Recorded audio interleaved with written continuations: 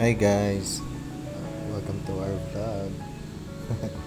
Bali ngayong araw, masyal tayo, papuntang Kalaka. Ayan, fast forward, nasa Muson na tayo. Bali kasama ko ang asawa ko dyan. May mga part ng video na yan kung yung boses yung marinig nyo. Wala lang.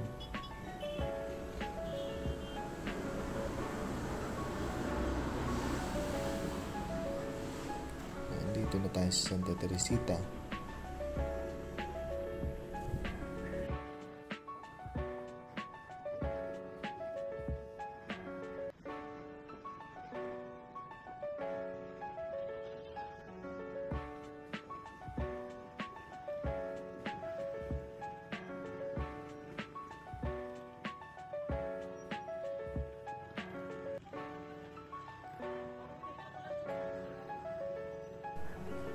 Bali, ito nga pala yung tawilisan na tinatawag, yung intersection.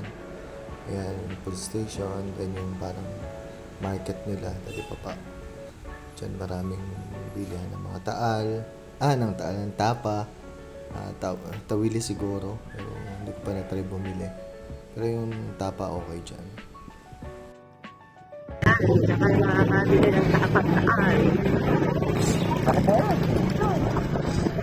Yan.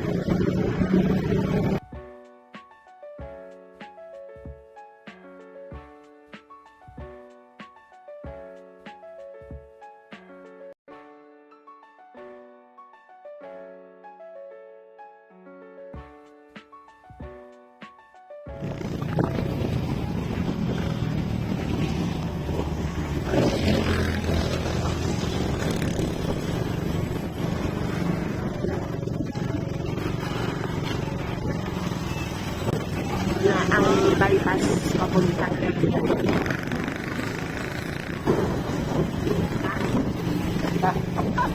Bakit? Dito kay dadaan pag ay nagmamadali.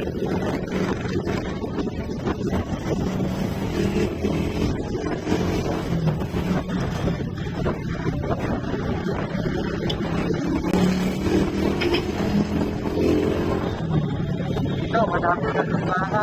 Madami ditong pilihan ng baka. Pero hindi pa kami nakakabili.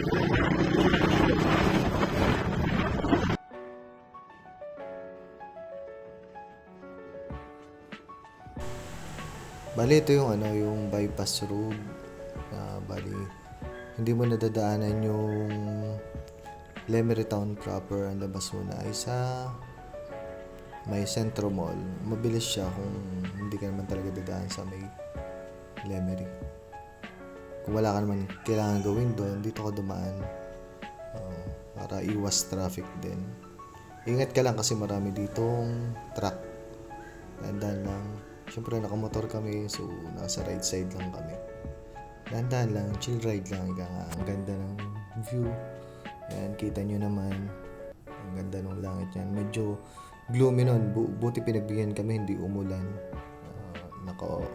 Nakapunta kami ng maayos saan pupuntahan. Dito lang, makakarating na kayo sa mo.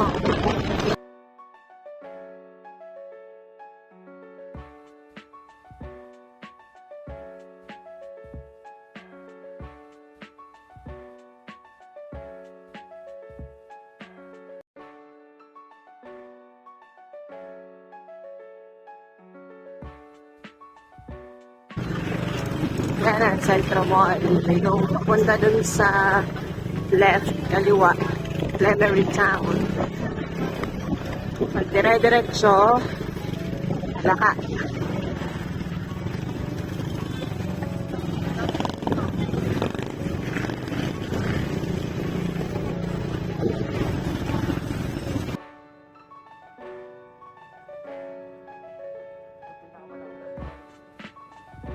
Pinakamalaking Red Horse. Kita nyo ba yan? Di maisun. May paradahan din dito ang GLTV. Yan.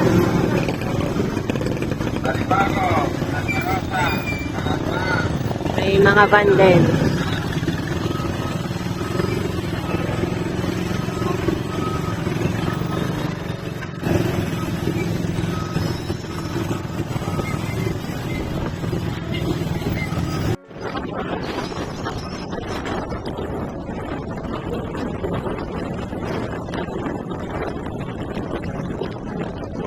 Ayun.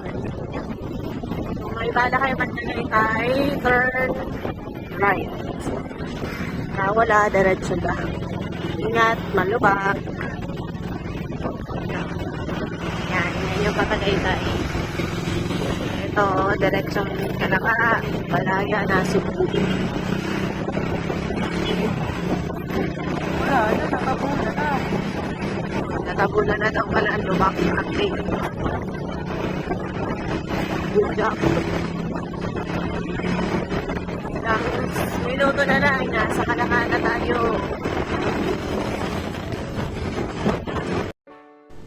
Ayan, malapit na kami sa Kalaka. Ito yung, pag hindi ako nagkamali, Kalaka Harvesting Plant. Medyo nakakalito dito. Pero alam ko part na din to ng Kalaka eh. Ayan. Pero, basta, malapit lang naman siya sa Lemery, mga 12 kilometers ata, I think. Ayan. So, maluwang naman yung kalsada, kaya mabilis lang makarating.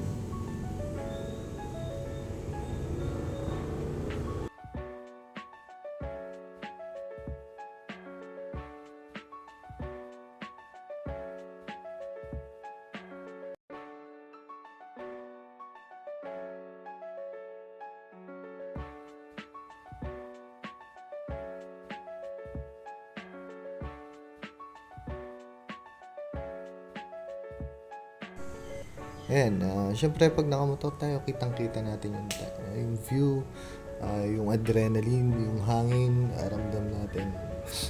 Sarap niyan, sarap sa feeling yan. Dahan-dahan lang tayo. Medyo, syempre may mga mali tayong nagagawa. Pero, ingat-ingat lang. Ayan.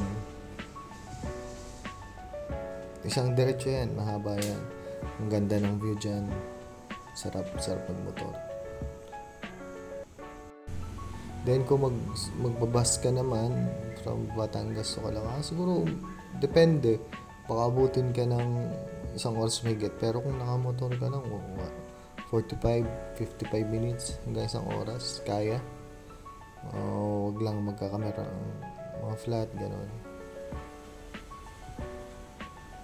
Yun lang.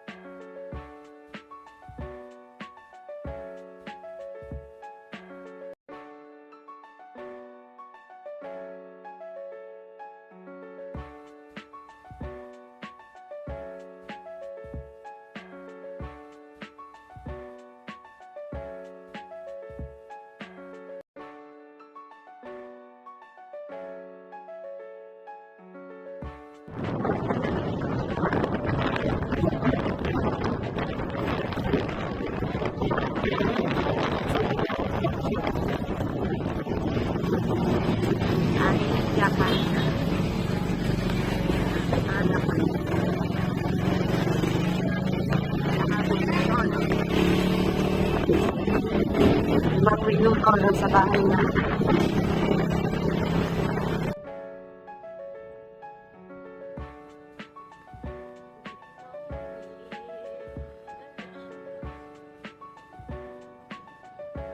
City of Calaka.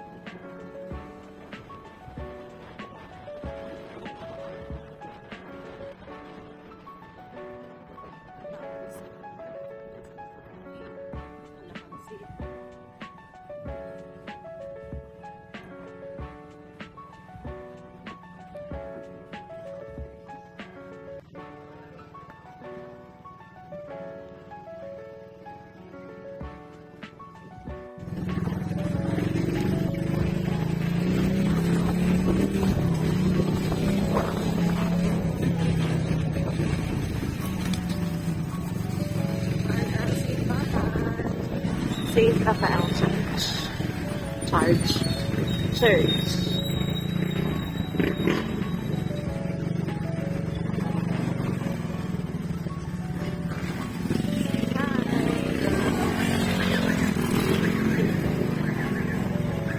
Pag 6.